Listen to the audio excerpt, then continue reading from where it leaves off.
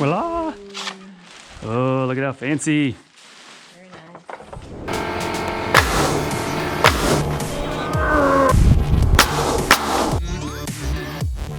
Hey, welcome back to From Scratch Ranch and this video series on our wood burning stove here in the Barndominium. If you haven't seen the previous two episodes of us installing the stone for the hearth and the back wall and harvesting all that stone out of our own woods, and also harvesting the log for the mantel up there and chainsaw milling that, make sure you check those videos out. There's links down below in the description. In this video, it's going to be all about the wood burning stove itself, the Jotul Oslo F500. So stay tuned.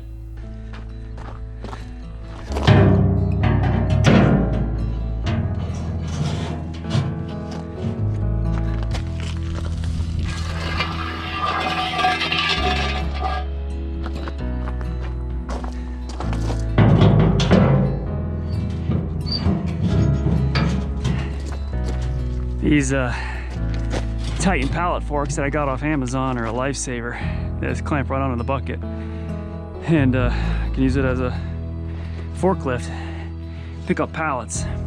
This is the wood burning stove I just picked up, and it's 450 pounds of stove itself.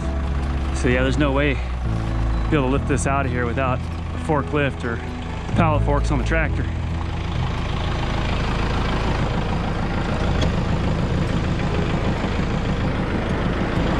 I just need you to help me guide this in.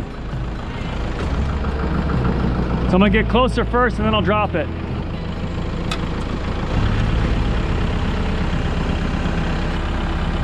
I guess it's so heavy, it was like compressing the shocks on the truck. Okay, there it goes. You roll back a little bit. That's okay, I think it's on there solid, right? I mean, it's in the air. Yep, it is. So I just need to back up and slowly lower it. Just wondering if I should throw a strap around it though. Better to be safe.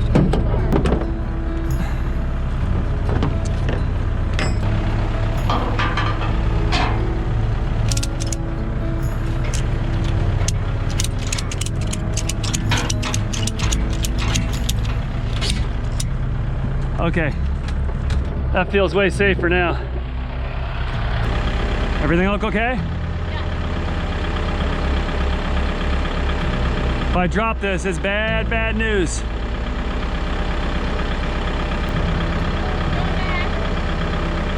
I'm going, just going slow.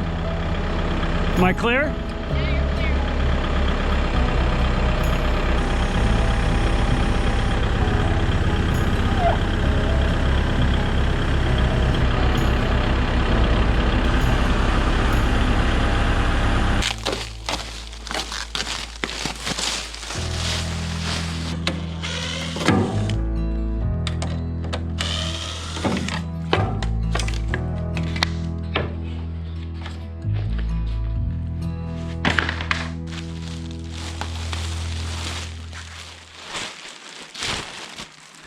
Voila! Oh, look at how fancy. Very nice.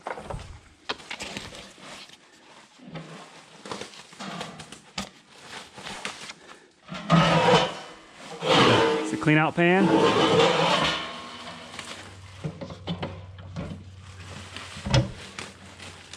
Yeah. Parts. All the parts. The instructions. Oh, it's got that side door. Hello. Yeah.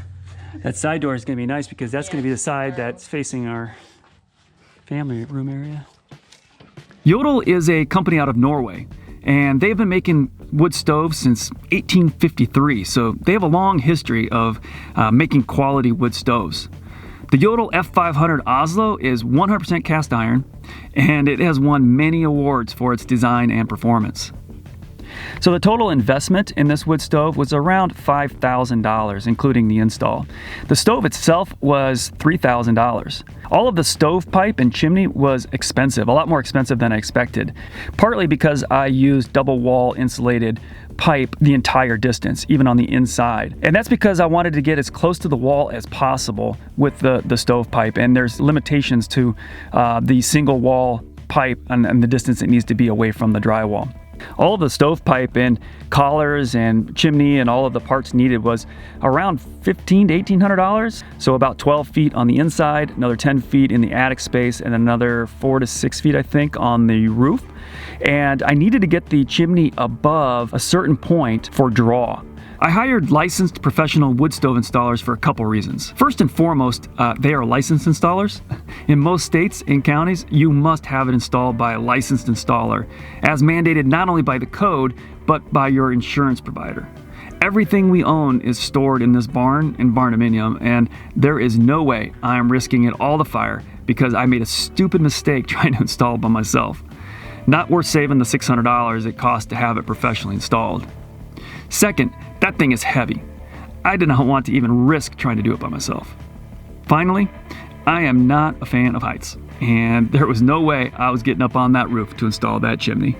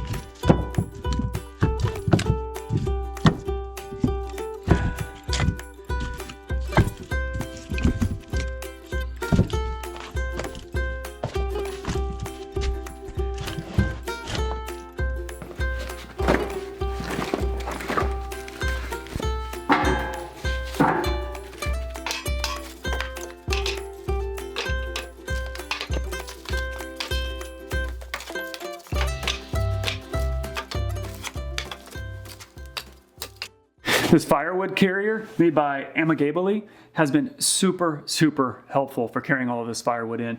It's made out of a waxed canvas, super durable, and I picked this up on Amazon for about 25 bucks. There's a link below if you're interested. But again, super helpful, especially if you're bringing in firewood daily or multiple times a day. All right, to get my fire started, first I've got my fat wood here. I love that fat wood. I just picked that up at Lowe's. But that starts up a fire really fast. And then I got my kindling, split that, and then my firewood. So this is the Jotul F500 V3 Oslo. It does meet the 2020 EPA guidelines, so it is super clean and efficient. It's got a really large firebox, so it'll handle 24-inch logs, and it will heat 2,400 square feet, up to 2,400 square feet, so it's plenty big for our Barndominium. And it has really kept us warm. We've been burning a fire in this stove for months now, and it has really kept us warm. We haven't had to run our mini split heat at all. So it has done its job. Now, one of the things I learned though is how to build a fire in the stove and get it going right away. When I first did this, I started, the old-fashioned way of starting your kindling at the bottom and building it up. I've tried the TP style. I've tried stacking it and starting with small kindling and then adding more on top. And everything I did didn't seem to really work. And I kind of got a lot of smoke a lot of times, and I couldn't understand it. And then I saw a couple videos, Star was one of them, who showed this way of starting the kindling on top. So you put all your logs on the bottom, and then you do your kindling in small pieces on the top, let it burn, and let it drop down in between all the logs below, and it will get that going. And man, what a difference. It works every time. So I'm going to show you how to do that here because it is a super neat trick. All right, so as you can see, this is a cold start here. Hasn't been lit in a day, so it's not hot at all. So I'm starting with a cold start. So I'm taking some of the shorter logs and laying them in there like so. And that's gonna capture some of the coals that drop down as that burns. All right, then I'm gonna take 2 more pieces and lay these in the opposite way. And then another 2 pieces. And go that way with it. I'm gonna take a couple pieces of fat wood here and lay them in the center.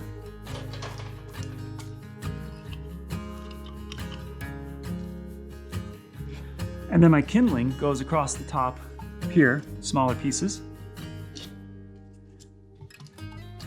You know, just kind of alternate them, and lots of airflow. That's the key, lots and lots of airflow.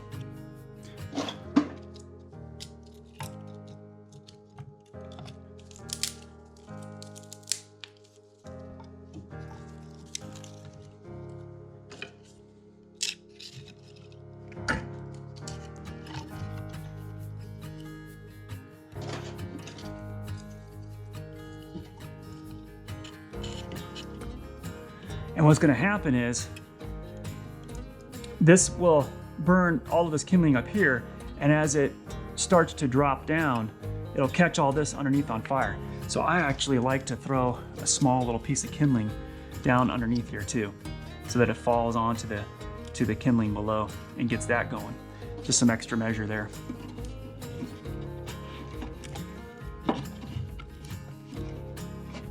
Now you can wad up some paper and stick it under there and light that on fire, or you can even just light that fat wood just straight up without the paper. It lights very easily.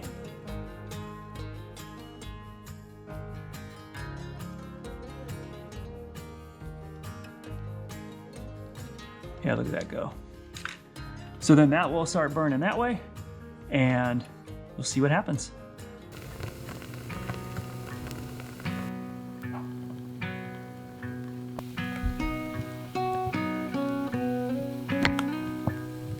See, that's progressing nicely and quickly.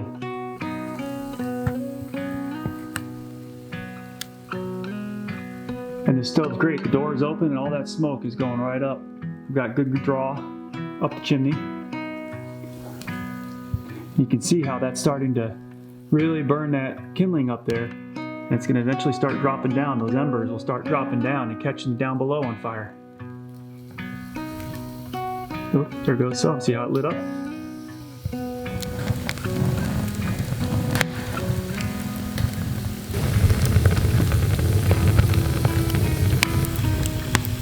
So I guess what's happening is we have the kindling suspended high, and it's getting plenty of airflow. You just saw that start to drop. So as soon as this kindling bridge, burns up enough to where it'll collapse, then all of those coals will drop down below and get that fire really going. But it's all about that airflow with that kindling suspended up in the air like that. There, we got some embers dropping.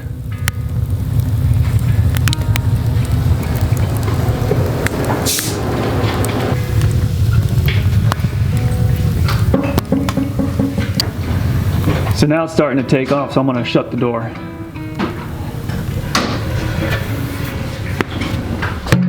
And I'm just going to lightly close it.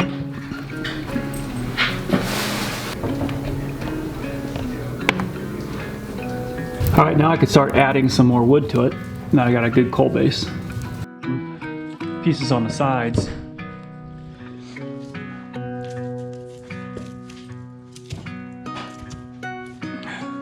Lots of ash. And then now we can start loading it up.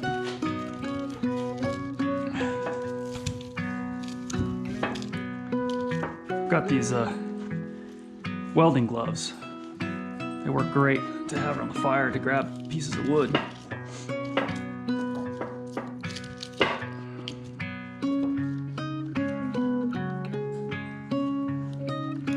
Yeah, these work really, really well. There's a link down below for Amazon.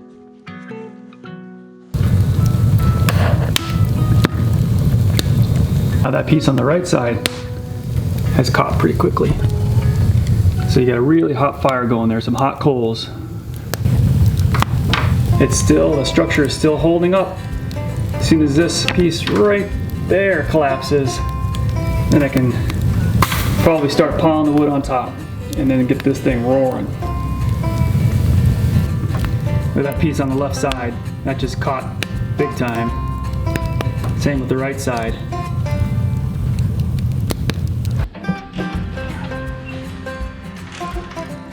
Ooh, that's hot. All right, got a good coal base in the middle here, so now I'm just gonna stack all my logs in there.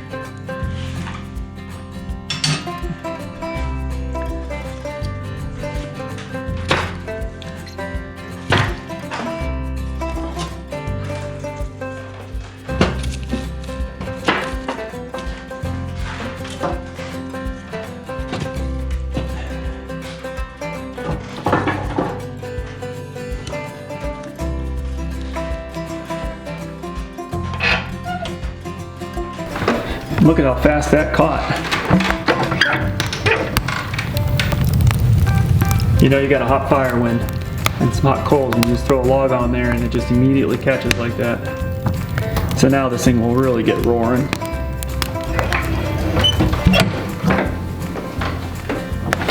One thing here is the air control, so I can allow, you know, maximum air in or snuff it out a little bit. Using this lever here. So now it is up to 300. Yeah, that's going really good now.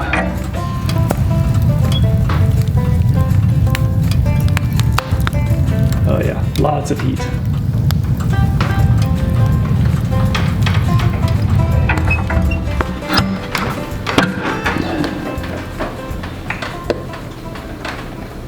Well, this was a really big job. It was a big undertaking, but you know what? It was really, really worth it. Looking back on it, yeah, it hurt. It was a lot of work, but I love it. I mean, it turned out really, really well, and I just love how this looks, and it's super functional, keeps our entire place super warm and cozy. So I am thrilled. Hopefully you enjoyed the video series. If you did, make sure you hit that like button. And if you're not subscribed, make sure you subscribe so you can stay up to date on everything we're doing out here at the Barndominium and on the ranch. We've got a lot of projects coming up. So until next time, keep living the dream.